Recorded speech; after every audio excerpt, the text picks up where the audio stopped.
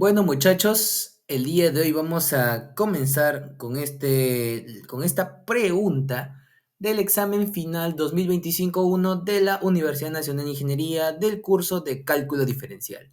Y nos muestra acá estos tres enunciados. Y dice lo siguiente: en cada enunciado que se nos llega a considerar, indique si es verdadero o falso, justificando su respuesta. A ver, en la primera pregunta nos dice: si una función f es una función convexa en el intervalo cerrado AB, tal que la primera derivada de la función es creciente en AB abierto, entonces la segunda derivada es mayor que cero para todo x que está en un intervalo abierto en AB. Entonces, vamos a ver lo siguiente. Sea esta función que tiene intervalo hacia los reales, vamos a tener dos alternativas. La segunda derivada, si nos damos cuenta, es creciente, pero en una función convexa, un intervalo tiende a que una de estas maneras sería que la segunda derivada debe ser mayor o igual que cero para que tenga un ambiente convexo. O sea, la curva tienda a esta referencia y la parte cóncava tienda a esta manera, ¿no? Entonces, por lo tanto, como dice que es una función convexa, solamente me interesa esto de aquí. Pero acá nos dice que tiene que ser mayor que cero. Entonces, esta proposición, por teoría, esta proposición también se puede indicar de esa siguiente manera, ya que esto es falso. Por lo que es falso, entonces yo puedo dar mi ejemplo. F de x es igual a x a la cuarta, que está en el intervalo, pertenece x al intervalo de -1 a 1 cerrado. Y voy a comenzar a derivar. Primera derivada, pero antes de hacer la primera derivada hay que recordar lo siguiente, que la derivada de un elemento que viene a ser un exponente, o sea, de base con exponente sería lo siguiente: tengo un x a la n, mi primera derivada sería n por x a la n-1. Entonces, aquí decimos que f de x en su primera derivada sería 4x cubo. Y si te das cuenta, aquí esto es creciente. Es creciente. Al yo evaluarlo en este intervalo. Entonces, al yo otra vez derivarlo, tendría lo siguiente: 4 por 3 por x al cuadrado. La segunda derivada de esto sería 12x al cuadrado. Cosa que, igualando con el mayor o igual que 0, x es mayor o igual que 0. Por lo tanto, f evaluado en 0 me va a dar 0. Pero al yo evaluarlo, esta afirmación tendría que ser falso, ya que acá nos dice que es para mayor que 0, no que es 0 en general. Entonces eso sería falso, con un contraejemplo claro. Entonces, por lo tanto, esto sería falso. Vamos con la segunda. Dice que la derivada, vamos a hacer que la derivada respecto a x de la tangente, o sea, el arcotangente hiperbólico, del arcotangente hiperbólico de x es lo siguiente: 1 sobre 1 menos x al cuadrado, y que esta condición sea el valor absoluto que es menor que 1. En pocas palabras, x pertenece al intervalo abierto de -1 hacia 1. Entonces, yo haré lo siguiente. ¿Qué pasa? Acá vamos a poner un poquito. ¿Qué pasa si a y le pongo como tangente hiperbólica a la -1 de esto? Yo puedo decir que la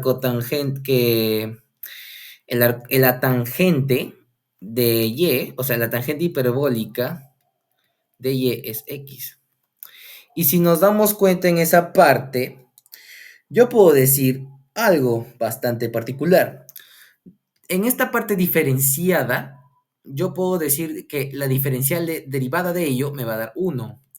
Esto de aquí me daría la secante al cuadrado de la función hiperbólica. Y esto me daría la diferencial de y respecto a x, ¿no? Entonces, esto acomodado para el otro lado sería 1 sobre la secante al cuadrado de la hiperbólica, ¿no? Que sería diferencial de y sobre diferencial de x. Pero si recuerdas esta parte de aquí, yo puedo tomar la siguiente manera. Usando la teoría de las partes de funciones hiperbólicas, la secante al cuadrado hiperbólico de y es equivalente a 1 menos la tangente al cuadrado hiperbólica de y.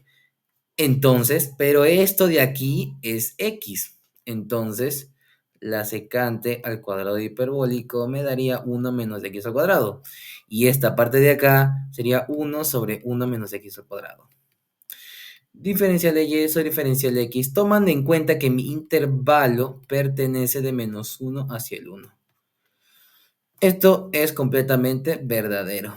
Ahora vamos con la pregunta número 3, y aquí dice lo siguiente. Al eliminar el parámetro t de la curva x coseno de t, y equivalente a seno de t. Da como resultado la función explícita esta de aquí. A ver.